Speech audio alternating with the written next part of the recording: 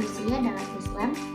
Nah, di sini saya akan membahas buku yang berjudul Psikologi Islam, karya Agus Hermawan, dari bab 1 sampai bab 6. Di sini kita sebelumnya izinkan saya memperkenalkan diri terlebih dahulu. Saya Faiza Rahadatul Ais dengan NIM 43040500104 dari kelas 2C Psikologi Islam.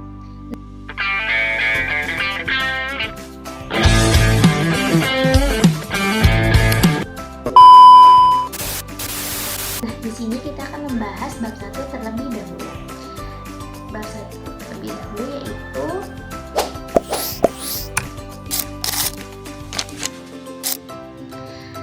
manusia sering didefinisikan yang berbeda-beda. Ada yang mendefinisikan bahwa manusia adalah makhluk sosial, juga ada yang mendefinisikan manusia adalah makhluk ekonomi, dan yang sebagainya. Nah, tetapi dalam Islam, manusia adalah makhluk berpikir yang mempunyai akal, hati, juga jiwa. Nah, dalam Islam manusia dilihat dari hubungannya. Ada 4 hubungan. Yang di dalamnya ada yang pertama ada hubungan dengan diri sendiri, di mana di sini kita bisa melihat cara kita untuk mengontrol diri. Yang kedua ada hubungan dengan sesama manusia, di mana di sini kita melihat interaksinya. Yang ketiga ada hubungan dengan alam, di mana kita harus menjaga alam. Dan yang terakhir adalah hubungan dengan Allah. Ini adalah hubungan yang paling utama, karena tujuan terciptanya manusia adalah untuk beribadah kepada Allah. Manusia mempunyai 2 potensi, yaitu baik dan juga buruk, di mana keduanya sama-sama dominan. Intinya manusia itu makhluk yang mempunyai tanggung jawab, bukan cuma untuk hidup, tetapi juga harus mempunyai tujuan yang jelas. Nah, di sini kita akan membahas bab 2, yaitu pengertian psikologi Islam.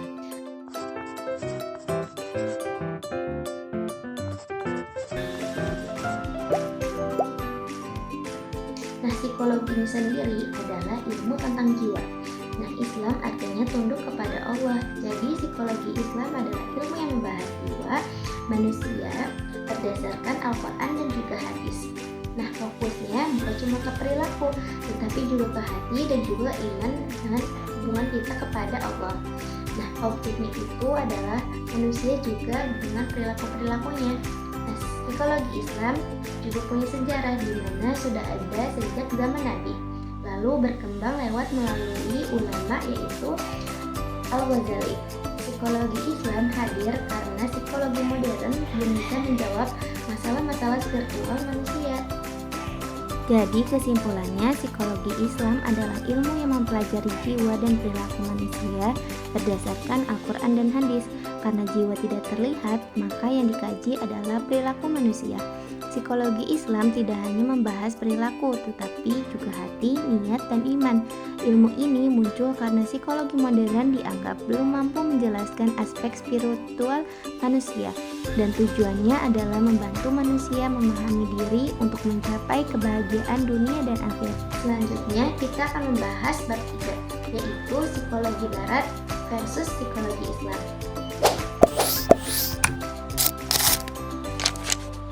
Perbedaannya itu untuk psikologi barat yaitu fokus untuk perilakunya. Nah, tidak juga membahas ruh, juga cenderung manusia sebagai pusatnya. Tapi kalau psikologi Islam itu membahas tubuh, jiwa, juga ruh. Nah, ini tuh berdasarkan kepada wahyu. Nah, pusatnya itu Allah. Kalau persamaannya yang pertama yaitu udah jelas sama-sama membahas manusia. Nah, yang kedua sama-sama melakukan metode ilmiah. Psikologi Islam lebih lengkap karena melihat manusia secara utuh, baik dari pandang sudut iman, juga berdasarkan dengan wahyu. Jadi psikologi barat dan psikologi Islam sama-sama mempelajari manusia dan menggunakan metode ilmiah. Perbedaannya, psikologi barat lebih fokus pada perilaku yang tampak dan biasanya hanya melihat aspek fisik, mental, dan sosial. Sedangkan psikologi Islam juga memasukkan aspek spiritual atau roh, sehingga melihat manusia secara utuh lebih lengkap dan berdasarkan atau berlandaskan ajaran agama. Nah, di sini kita akan membahas bab 4, yaitu metode psikologi Islam. Bagaimana sih cara psikologi Islam memahami manusia?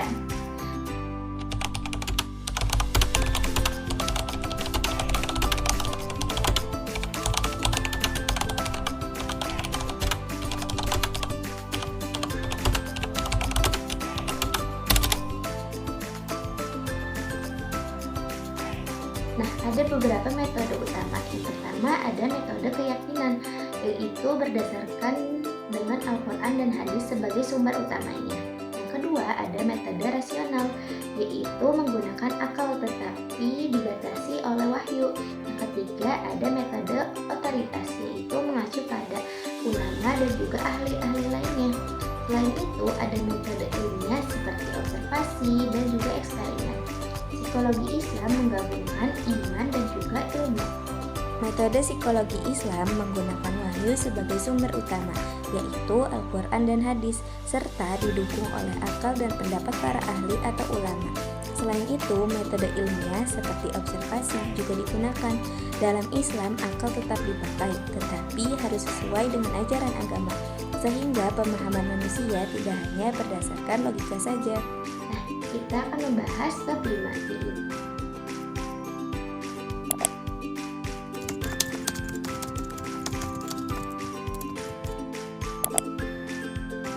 Dalam Islam, jiwa disebut nafs. Jiwa mempunyai beberapa tingkatan. Yang pertama ada nafs amarah, itu cenderung untuk keburukan. Yang kedua ada nafs lawamah, mulai sadar dan menyesal. Yang ketiga ada nafs mutmainnah, yaitu jiwa-jiwa yang tenang. Jiwa mempunyai fungsi penting, yaitu mengatur perilaku manusia. Cara menjaga jiwa dengan cara yang pertama ada berzikir, beribadah, juga kontrol diri. Kalau jiwa sehat, maka hidup akan lebih tenang. Dan yang terakhir ada bab 6, di